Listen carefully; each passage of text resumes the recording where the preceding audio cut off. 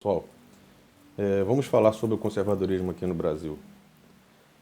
Todos nós sabemos da importância da eleição de Jair Bolsonaro, né, representando um governo de ideologia conservadora. Porém, a gente não pode se limitar a simplesmente aceitar o governo federal conservador. Nós temos que trabalhar para que o conservadorismo fique entranhado na sociedade. Tá? Aliás, isso os socialistas fizeram muito bem, né? Quando foi dado a eles a oportunidade de se espalharem, de crescer dentro das universidades, como foi que aconteceu na década de 70, quando os militares, para evitar uma convulsão social maior nas ruas, ele libera dentro das universidades os atos de aglomeração socialista. E ali nas universidades era justamente o local onde os militares deveriam ter influenciado, no entanto, não influenciaram, permitiram. Com isso, se formaram vários profissionais na área de humanas, então, um número absurdamente gigantesco, tá? E essas ideias vão automaticamente para a cultura, tá? E entranha na sociedade. Então nós temos advogados, professores, médicos, todos com ideias progressistas.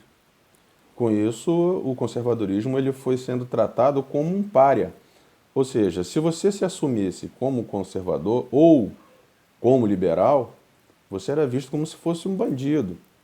Um absurdo esse cara com ideias conservadoras, esse cara com ideias liberais, ultraliberal. O Brasil nunca conheceu um governo liberal.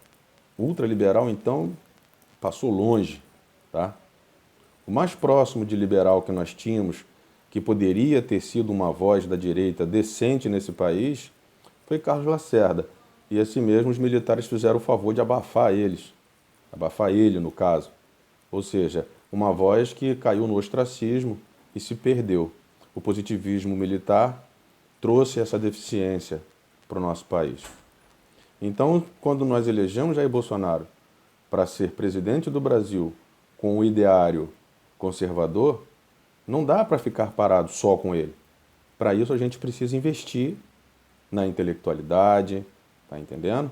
Um trabalho de base para que o conservadorismo seja mantido e propagado daqui para frente. E nós vamos passar agora por um momento interessante são as eleições municipais. É preciso entender que o seu candidato a vereador, a prefeito, tem que ser uma pessoa que tenha um pensamento conservador. Tá?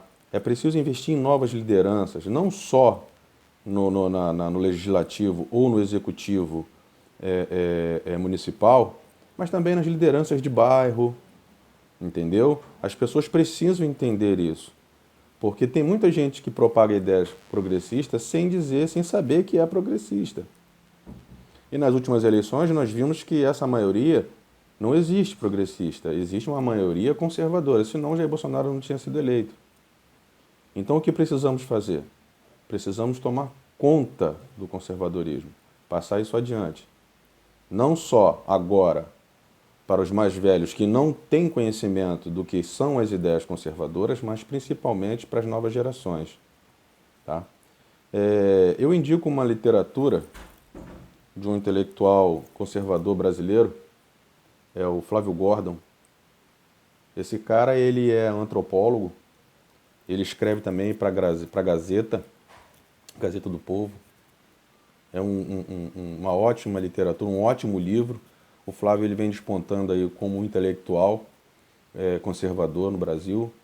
Eu indico, vale a pena a leitura desse livro para vocês entenderem mais ou menos como foi que aconteceu a infiltração das ideias da esquerda dentro das universidades, na cultura, e aí trazer o país para esse abismo que nós conhecemos. Porque toda vez que o socialismo toma conta de uma sociedade, o nível de corrupção ele dispara. Ele dispara, é muito poder concentrado, tá entendendo? Na mão do governo, na mão do Estado. Isso facilita a corrupção, tá? Então, nesse livro ele vai explicar, tintim por tintim, como foi que as nossas universidades se transformaram em celeiros de formação de militância esquerdista, tá? Então nós vamos fazer com eles a mesma coisa, nós vamos fazer a nossa militância, nós vamos formar a nossa militância no conservadorismo.